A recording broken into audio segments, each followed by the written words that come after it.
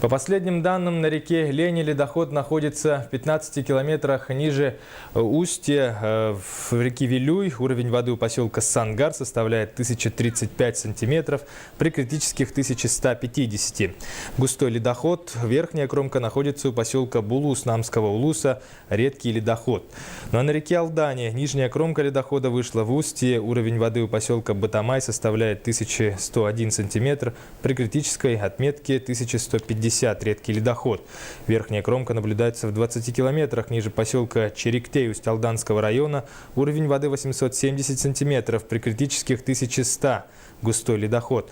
У поселка Арбын уровень воды составляет 705 сантиметров при критической отметке 634.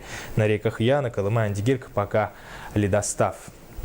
В настоящее время на реке Лени на территории Кобяйского района, на территории сел Батамай, Кальвица, Ситта и Кокуй находится на особом контроле. На места накануне передислоцированы оперативные группы МЧС по Якутии.